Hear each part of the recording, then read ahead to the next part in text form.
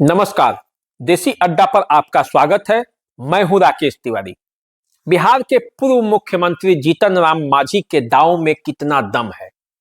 वे कहते हैं कि 25 तारीख के बाद नीतीश कुमार पलट जाएंगे, खेला होगा। और जब जननायक कर्पूरी ठाकुर को भारत रत्न की घोषणा की गई, उसके बाद से तो वे और मुखर हो गए हैं। और वे कहते हैं कि देखिए, मैंने कहा था ना कि खेला होगा, खेला होई, तो देखिए खेला शुरू हो गया है। यानी कि जननायक कर्पूरी ठाकुर को जो भारत रत्न की घोषणा हुई है, वो उस खेले की शुरुआत है जिसमें नीतीश कुमार पाला बदलने वाले हैं।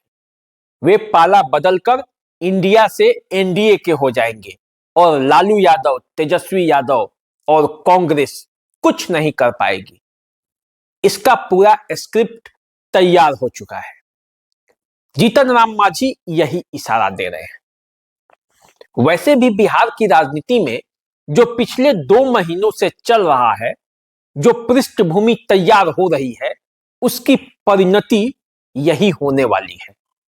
क्योंकि ऐसा लग रहा है जिस तरह से नीतीश कुमार अपनी गतिविधियों को अंजाम दे रहे हैं और जिस निडरता के साथ वे आगे बढ़ते जा रहे हैं, उसका जो रास्ता है वो सीधे एनडीए में जाकर ही मिलता है।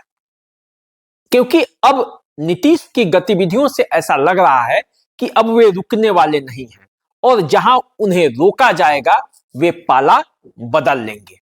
क्योंकि अब उन्हें जननायक कर्पूरी ठाकुर को भारत रत्न की उपाधि मिल जाने के बाद उन्हें वो छतरी भी मिल गई है जिसमें वे ये कह सकते हैं कि वे अति पिछड़ों के लिए लड़ने वाले प्रधानमंत्री के दीवाने हो गए हैं।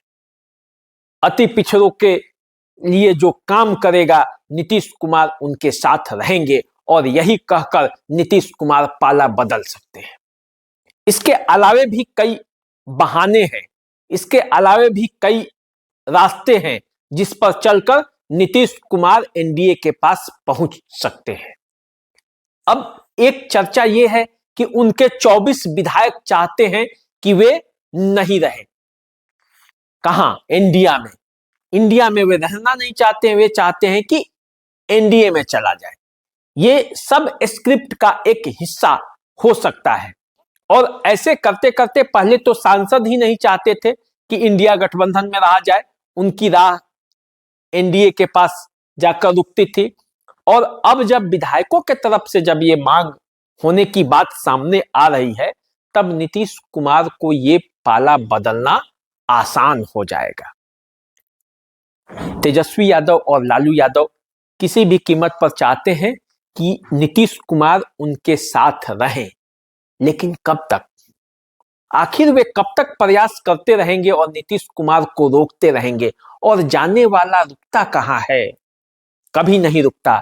जिसे जहां जाना होता है वो जाता है। और शायद नीतीश कुमार ये मूड बना चुके हैं। आप उनके कुछ दिनों की गतिविधियों पर जरा ध्यान दें। राजद के मंत्रियों को बदल देते हैं। राजद के मंत्री को इधर से उधर शिक्षा मंत्री चंद्रशेखर को बदल दिया। लालू यादव, तेजस्वी यादव उनसे मुलाकात करते हैं। सीट शेयरिंग पे वे अरियल रुख अपनाए हुए हैं। फिर ऐसी ऐसी बातें बोलते हैं जो सीधे राजद पर कटाक्ष होता है। अभी कर्पूरी ठाकुर जयंती समारोह में जो उन्होंने भाषण दिया, उन्होंने कहा कि मैं कर्पूरी ठाकुर का अनुयायी हूं, उन्होंने कभी परिवारवाद का साथ नहीं दिया, इसलिए मैं भी परिवारवाद का साथ नहीं देता हूं, मैं भी उन्हीं के राह पे चलता हूं जो और लोग हैं वो चलते हैं। देखते नहीं है राजनीति में कितने लोग परिवारवाद और अपने बच्चों के लिए आगे बढ़ रहे हैं। तो यदि नीतीश कुमार ये कह रहे हैं तो किसको कह रहे हैं? तो अब ये सब राजनीति के इशारे हैं। इन इशारों को जो समझेगा वो समझ पाएगा कि नीतीश कुमार का मन आजकल कहां डोल रहा है, वो पेड़ की कौन सी डाली पर जाकर बैठना चाहते हैं। ये सब आपको पता चलेगा जैसे जैसे नीतीश कुमार की गतिविधियों को आप देखेंगे। अब नीतीश कुमार उस राह पर चल पड़े हैं। राम मंदिर के उद्घाटन के बाद जो माहौल देश में बना है, उस माहौल से भी वाकिफ है नीतीश कुमार। 3 राज्यों के चुनाव परिणाम भी देख चुके हैं और बिहार में जब जननायक कर्पूरी ठाकुर को भारत रत्न की उपाधि नरेंद्र मोदी ने दी है, तो अब वे जानते हैं कि जब टक्कर होगा तो उनकी टक्कर नरेंद्र मोदी से होगा। नरेंद्र मोदी भी पिछड़े वर्ग के हैं। 36 सालों में जिन लोगों ने कर्पूरी ठाकुर को भारत रत्न की उपाधि नहीं दी, उनके साथ खड़ा रहना ज्यादा बेहतर होगा, या जो अपने शासन के 10 वर्षों के अंदर ही कर्पूरी ठाकुर को भारत रत्न की उपाधि दे दी, जो वर्षों पुराना मांग है, उसके साथ खड़ा रहना अच्छा होगा। तो नीतीश कुमार सब जानते हैं, वे राजनीति के बेहतर खिलाड़ी हैं।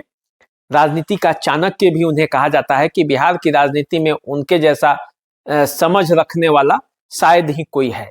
तो वो मौजूदा समय की नजाकत को भी समझते हैं, अपनी स्थिति भी समझते हैं और भाजपा की स्थिति भी समझते हैं, आरजेडी की भी स्थिति समझते हैं। इसलिए जो अंदर ही अंदर खेल चल रहा है, उसकी परिणति 25 तारीख के बाद होने वाली है। और इसका दावा जब जीतन राम मांझी कहते हैं, जो एनडीए के एक सहयोगी भी हैं, तो उससे कुछ न कुछ खेला होने का संकेत जरूर मिलता है। और अब यह देखना है कि बिहार की राजनीति में क्या खेला होने वाला है, क्योंकि ये तमाम प्रयासों के बावजूद ये रुक नहीं पा रहा है कि नीतीश कुमार एनडीए में नहीं जाएंगे, और इसका भरपूर खंडन भी कहीं से नहीं आता है, बल्कि स्थितियां वो उत्पन्न की जाती है जिससे लगता है कि एनडीए में वो चले जाएंगे, और कहा नहीं जाता है। तो फिर यही तो बिहार की राजनीति का मजा है। तो इस मजे को कम क्यों होने दिया जाए? जब तक चलता है चलने दिया जाए। देखिए, आप भी मजा लीजिए, क्योंकि बिहार की राजनीति का तो यही मजा है।